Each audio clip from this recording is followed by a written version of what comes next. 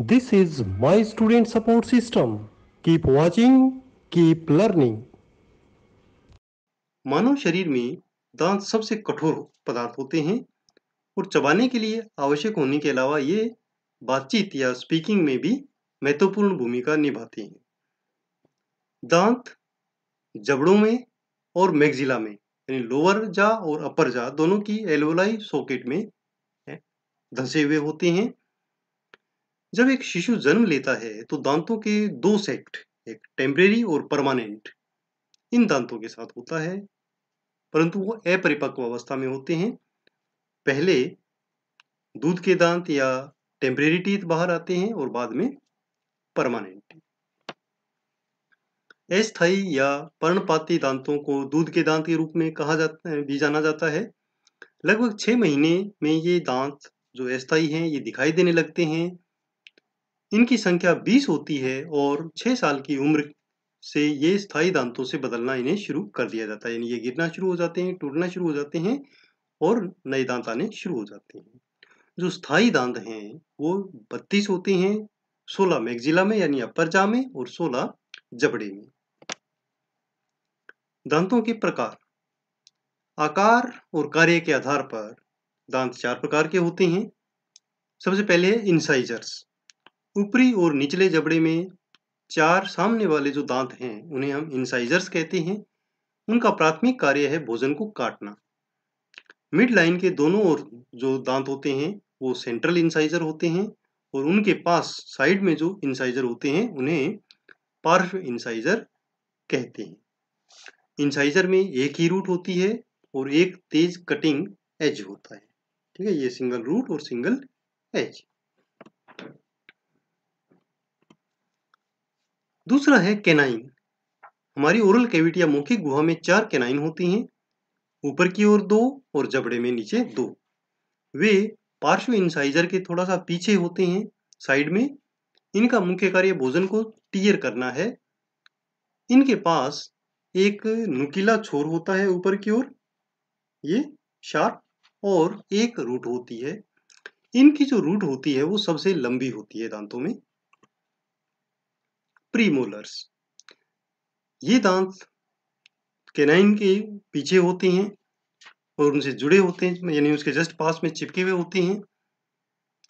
भोजन को कुचलने के लिए डिजाइन किए जाते हैं। हमारी ओरल कैविटी में 8 प्रीमोलर्स हैं। मुख के प्रत्येक जो क्वाड्रेंट है, चतुर्थांश है, उसमें 2 होते हैं। इन दांतों में 3 से 4 क्यूब्स या जो ऊपर का एरिया होता है वो ये हो सकते हैं, एजेस जिसको बोल सकते हैं हम। जो ये प्रीमोलर हैं, इनमें जो ऊपरी प्रीमोलर है उसमें जो फर्स्ट अपर प्रीमोलर है उसमें 2 जड़ होती है, 2 रूट होती है और बाकी सब में एक ही रूट होती है।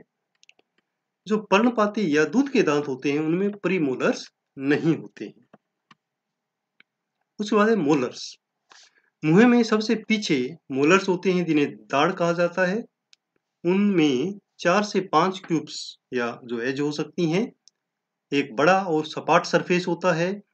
वे भोजन को पीसने के लिए डिजाइन किए हुए होते हैं। मैंडिबुलर मोलर्स में आमतौर पर 2 रूट होती हैं और जो मैक्सिबुलर यानी अपर जा में जो मोलर्स होते हैं उनमें 3 रूट होती हैं। प्रत्येक मुंह के चतुर्थांश या क्वाड्रेंट में 3 स्थायी दांत होते हैं, यानी लगभग 12 ये स्थायी दांत होते हैं, मोलर्स होते हैं। जो प्राइमरी डेंटिशन मतलब दूध के दांत हैं उनमें केवल 8 मोलर्स होते हैं।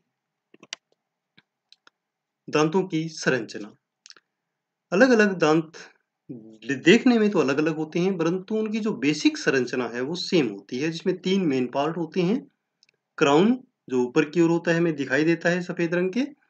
रूट जो अंदर धंसी हुई होती है बोन में। और नेक जो जहां पर दोनों रूट और क्राउन आपस में मिलते हैं, थोड़ी सी वो दबी हुई संरचना होती है, उसे हम नेक कहते हैं।